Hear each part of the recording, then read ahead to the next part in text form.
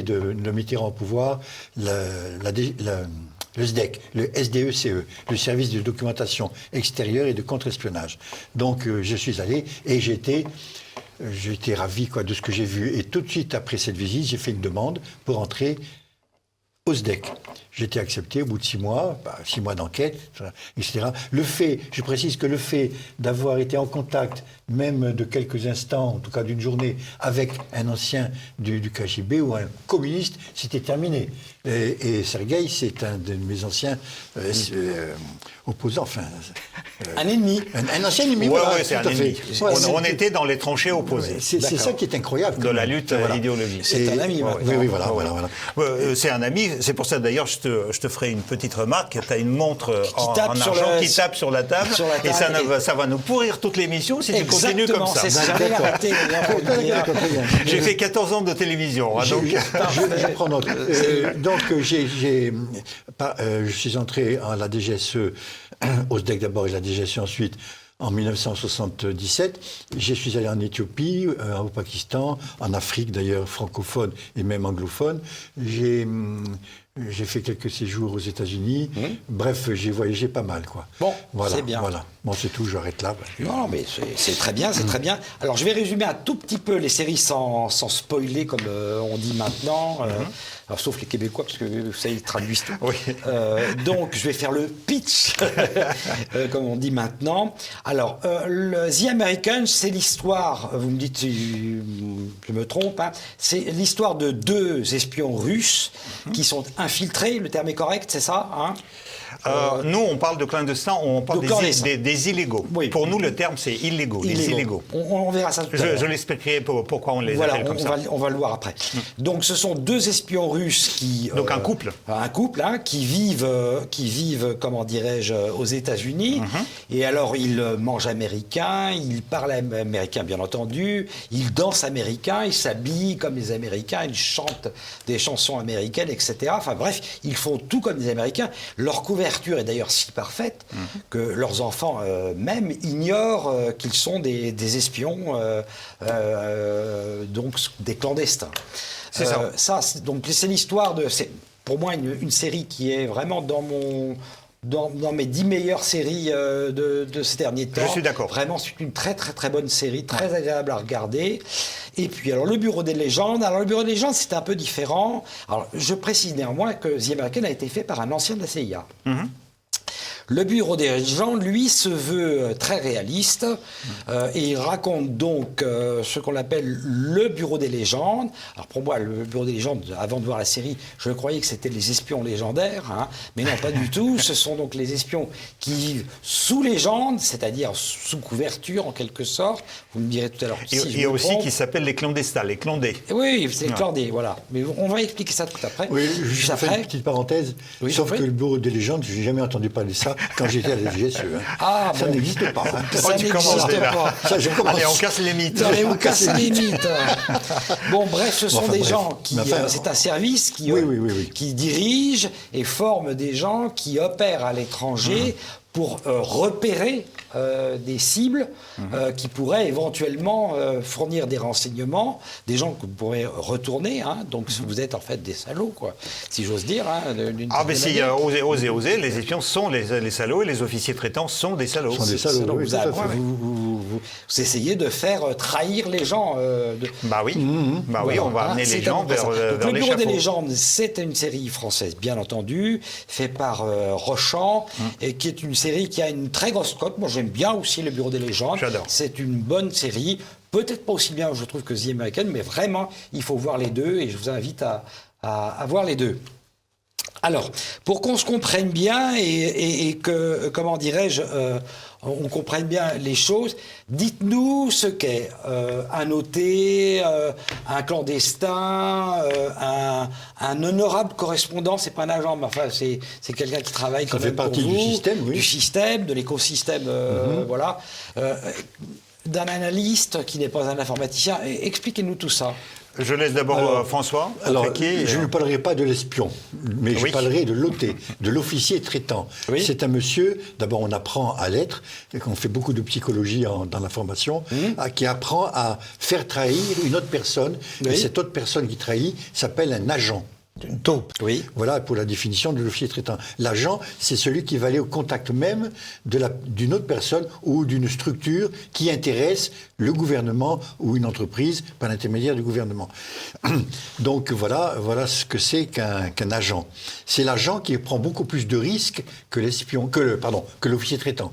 Il prend beaucoup de risques parce qu'il est au contact même du renseignement. Si on prend l'agent la main dans le sac, eh bien lui, il risque, dans certains pays, comme que celui qu'a connu Sergueil, le peloton d'exécution. Hein. Bien sûr. France, ou les États-Unis. Ou les États-Unis, c'est la peine de mort. Rosenberg était exécuté. Voilà. Bien sûr. Ça, il faut le dire. Mais l'officier traitant prend aussi des risques. Mais comme souvent il travaille sous couverture, je ne parle pas sous légende. Sous couverture, à ce moment-là... Alors la différence Eh ben, la différence entre la couverture et la légende, la couverture, en général, ça se passe dans les ambassades, c'est-à-dire que l'officier traitant a exactement le travail d'un membre de l'ambassade, il fait le même travail, il participe aux mêmes réunions, il se fait passer pour un deuxième ou premier secrétaire.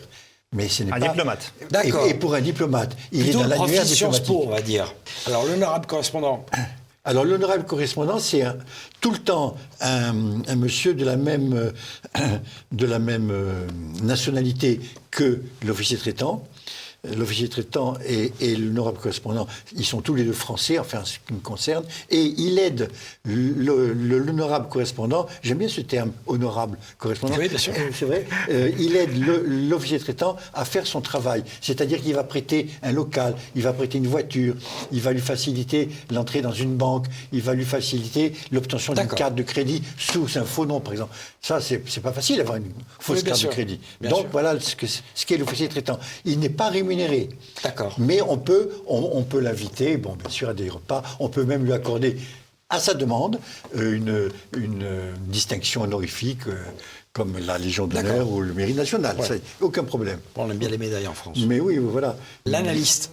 L'analyste, c'est la personne dans le service qui va étudier et qui va analyser, comme la fonction l'indique, le document qu'il reçoit de la part de l'officier traitant. Le document ou la pièce et qui va l'analyser, donc, c'est-à-dire le lire, comparer l'information qui est dans le texte avec d'autres, etc. Hein, il fait le tri. Et cette information qu'il reçoit devient du renseignement. C'est la transformation de l'info au renseignement, vous voyez. Et le renseignement, pourquoi renseignement ? Parce que le renseignement, c'est une information noble, on va dire, qui va permettre au chef de décider, de prendre des décisions et d'agir en fonction de ce qu'il reçoit comme information. Ça, c'est le renseignement. D'accord. C'est un supérieur de l'OT ou c'est un binôme, c'est un inférieur? Non, il est au même niveau. Il a le même niveau d'instruction, etc. D'accord. Okay. Ensuite, qu'est-ce qu'il y avait comme d'autres définitions? Le service action aussi. Et le service action, c'est le bras armé de la DGSE chez nous. C'est lui qui peut faire, entre guillemets, des attentats. C'est les militaires. Oui, ça peut être des civils qui en font partie. Donc voilà. Le ministère de tutelle, c'est lequel ? C'est l'armée, c'est des armées. D'accord. Pour les espions, pour les... Ah, pareil, moi c'est l'armée. J'ai toujours resté... D'accord. Pas les affaires étrangères, non, pas du tout. Même si, pendant que j'étais en couverture dans une ambassade, dans l'annuaire diplomatique. Et ça, c'est pour camoufler la couverture, enfin, c'est pour faire crédible. Donc c'est l'armée. Voilà. C'est pareil en Russie ? Non, c'est pas pareil. Enfin, le principe est pareil. Ça veut dire tout ce que François a raconté, ça existe aussi en Russie. La différence, c'est que nous, c'est pas l'armée qui est le ministère de tutelle, c'est le KGB, ou actuellement le SVR, ça veut dire c'est un service plutôt civil, même si on porte l'uniforme, si on a le statut du militaire. D'accord. Mais c'est pas le ministère de la Défense, parce que le ministère de la Défense en Russie a son propre service de renseignement qui s'appelle le GROU. Il y a une petite précision que je voudrais donner, c'est que vous avez tout de suite parlé d'agents. Au début. Et François vous a bien expliqué que celui qui est de carrière, qui travaille à la DGSE, lui, c'est un officier de carrière, donc un officier traitant. Et l'agent, pour nous, c'est un moyen d'arriver à c'est quelqu'un qu'on recrute. C'est un bénévole. D'accord. On peut le payer, mais c'est quelqu'un qui... il n'a pas la profession d'espion ou d'agent de quelqu'un de renseignement. Très bien. En revanche, puisqu'on parle de séries, et on parle surtout de séries américaines, oui. The Americans, oui. Américains utilisent le mot agent complètement différemment. Oui. Pour eux, agent, c'est officier traitant. D'accord. C'est pour ça vous entendez parler dans tous les films américains FBI agent, CIA agent. Oui. Donc pour eux, l'officier traitant, c'est agent. D'accord. Donc c'est pour ça d'ailleurs quand on regarde Hollywood, le cerveau il comprend plus. D'accord, bien sûr. Ça arrive souvent avec voilà. Hollywood. Hein. Et deuxième précision, puisqu'on a parlé justement des deux séries dans lesquelles on parle de clandestins. Oui. Et donc chez nous, on avait un service de clandestins. D'ailleurs, j'ai travaillé, c'est la direction S. Oui. Du service de renseignement. Pour nous, on fait une grande différence entre le renseignement dit légal et le renseignement dit illégal. Ce n'est pas parce qu'on l'appelle légal, ça veut dire que c'est les choses légales, pas du tout. C'est juste du charabia, notre charabia. Quand on parle, nous, de la clandestinité ou des illégaux, ça veut dire qu'on fait le même... C'est pas le boulot qui est illégal, c'est parce qu'ils sont planqués. L'action, de toute façon, il est illégal. Elle est criminelle et illégale et vous risquez la peine de mort dans certains pays. Ok, alors dans The American, il y a un truc qui est quand même un peu paradoxal. C'est une famille qui vit quoi les enfants, ils ont 15 ans.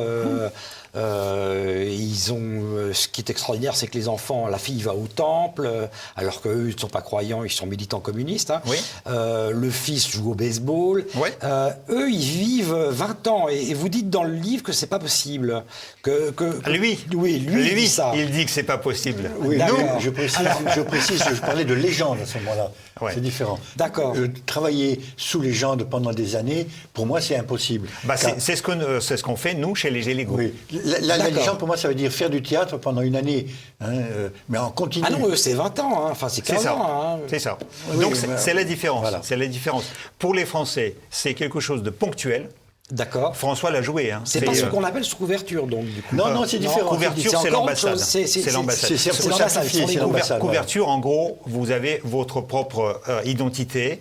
Vous vous appelez François Baroux. Vous arrivez comme diplomate dans une ambassade, ou Sergueï Girnov, et vous utilisez cette ambassade comme votre couverture. Légende, on vous change de passeport, on vous donne un nom différent. Comme dans le bureau des légendes. D'où, d'ailleurs, c'est pour ça, ça s'appelle les légendes. Alors, il y a un truc qui est assez bizarre, c'est dans les deux séries, ils doivent trouver leur propre job. Alors, par exemple, dans The Americans, ils ont une agence de voyage, qui est une véritable agence de voyage, avec des employés qui ne sont pas des espions, etc. Hein. On peut y réserver des billets, tout ça. Et puis, dans le cas du bureau des légendes, Marina Loiseau, qui est la fille de Giraudot, incarnée par la fille de Giraudot, celle-là, elle doit trouver un boulot de sismologue dans les pays du Golfe, alors qu'elle n'y connaît strictement rien. C'est vrai, c'est comme ça. Oui, tout à fait, mais elle s'est quand même renseignée sur la sismologie, quand même, dans des bouquins, etc. Mais ça a été mon cas. Moi, quand j'ai créé ma légende, c'était peut-être plus facile parce qu'il fallait être représentant de commerce en termes de tourisme. Mais alors, la légende, elle est jouée, enfin moi je l'ai jouée pendant une semaine, un mois, d'une semaine à un mois. Et c'est bien suffisant, parce qu'on est sous tension en permanence quand on fait... Mais enfin, ça veut dire que vous changez de pays tout le temps, donc vous devez... De pays, pas forcément, mais quand vous êtes dans un pays étranger, vous restez dans le pays étranger, vous n'allez pas changer tout le temps de pays, mais vous gardez votre faux métier, votre faux passeport, éventuellement fausse épouse, etc. Vous voyez, ça va jusque-là. D'ailleurs, François a dit que quand il était à l'intérieur du service, il n'a jamais entendu parler de ce bureau de légende, parce que les Français, en gros, n'en ont pas ou en ont très peu. Tandis que nous, en fait, il y avait deux services de renseignement extérieur qui étaient réputés pour fabriquer les bureaux de légende. C'est nous, le KGB, et la Stasi. Pourquoi les autres n'en avaient pas ? Parce que vous avez des pays, par exemple les Américains, il n'avait quasiment aucune chance d'envoyer quelqu'un sous légende en Union soviétique parce que notre système de fonctionnement administratif était incapable de tromper avec les faux documents. Parce que vous aviez un tel suivi d'un État policier qui vous empêche de faire ça. Tandis qu'en Occident, c'était beaucoup plus démocratique, donc du coup, ça nous ouvrait des portes. Et d'une. Deuxième chose, ça coûte, vous avez dit... Vous restez sous la légende pendant 20 ans. Donc, François disait c'est impossible, chez nous, c'est bien évidemment possible. Et le truc, c'est que ça coûte énormément d'argent. Et donc, un service comme ça coûte tellement d'argent qu'à la limite, les Français et les Américains, ils disent c'est pas la peine de mettre autant d'argent pour quelque chose qui ne donnera peut-être pas de résultat tout de suite. Parce qu'en gros, en fait, ce service-là, chez nous, a été formé à la sortie de la Deuxième Guerre mondiale, parce que Staline avait peur de se retrouver pour la deuxième fois pris au dépourvu d'une guerre quand il n'avait plus de réseau de renseignement à l'intérieur du pays. Donc il a dit, on va mettre des agents dormants, le réseau dormant, et après, on va les réveiller au fur et à mesure des besoins de service. Mais les Occidentaux ont créé la même chose. Les Suisses avaient un service pareil. Et les Français préparaient aussi les caches. Et ils ont recruté quelques centaines de personnes qui devenaient les espions au cas d'une guerre. Alors, toujours sur cette même question, il est dit dans le Bureau des légendes qu'il y a 9 espions dormants ou illégaux. Il y a 193 pays, je crois, officiels à l'ONU. C'est possible, 9 Oui. Moi, j'étais dans le service. Donc, mon service, Vous avez été dans le Bureau des légendes? J'étais au Bureau de légende, oui, tout à fait. Et d'ailleurs, j'ai fini avec le statut d'illégal. Même quand je suis venu à l'ENA sous ma propre identité, j'avais le statut d'illégal. Ça veut dire le statut, ça vous donne aussi, ça sous-entend aussi toute la logistique qui est derrière. Ça veut dire que lorsque vous avez le statut de quelqu'un qui travaille sous la couverture, c'est l'antenne du bureau de renseignement qui est dans le pays, qui gère tout. Tandis que quand vous êtes un illégal, quand vous êtes sous la légende, vous êtes tout seul. Vous êtes en autonomie. Vous avez des moyens de communication qui ne passent pas par la tour, par l'antenne. Vous avez la possibilité d'avoir de l'argent. D'ailleurs, vous dites, on est obligé de créer notre propre entreprise. Oui. Moi, j'ai créé ma propre entreprise. Mais ça a commencé même en Russie, en Union soviétique. Donc, quand on passe sur le terrain, on passe dans la réserve active. Le mot réserve, en fait, vous avez compris, les mots n'ont aucune signification normale dans notre langage. C'est pour tromper l'ennemi. Enfin, c'est pas parce qu'on passe dans la réserve active qu'on est dans la réserve. En fait, c'est au contraire, on est sur le terrain. Par exemple, pour le service des illégaux, on passe dans la réserve spéciale. Donc, réserve active pour les gens sous la couverture et réserve spéciale pour les illégaux. Et donc, j'ai créé ma propre entreprise. D'ailleurs, la petite anecdote. On avait un célèbre illégal qui s'appelle Conan Molody, qui a travaillé en Angleterre et au Canada, qui a été pris dans les années 60. Et vous vous souvenez, les échanges sur le pont Gliniquet, lui, il était un de ceux qui étaient échangés contre les espions américains et anglais. Et donc, il a créé en Angleterre une entreprise privée qui fonctionnait tellement bien qu'il est devenu millionnaire. Millionnaire. Bon. Et quand il était obligé, quand il était brûlé et quand il était obligé de revenir en Union soviétique, ça l'a tellement marqué qu'il a eu une crise cardiaque assez rapidement. Et mauvaises langues disent qu'en réalité, il n'a jamais voulu sortir de sa peau de millionnaire. Et donc, du coup, il avait du mal après à rentrer au pays, dans le pays communiste. Et il y a peut-être du Novichok ou du polonium qu'on ne connaissait pas, dont les noms on ne connaissait pas encore à l'époque, qui lui étaient un peu administrés. Voilà. Alors, justement, il y a une différence entre The American et le Bureau des légendes. Dans The American, on a l'impression qu'ils dépensent sans compter, quoi. Les budgets sont importants.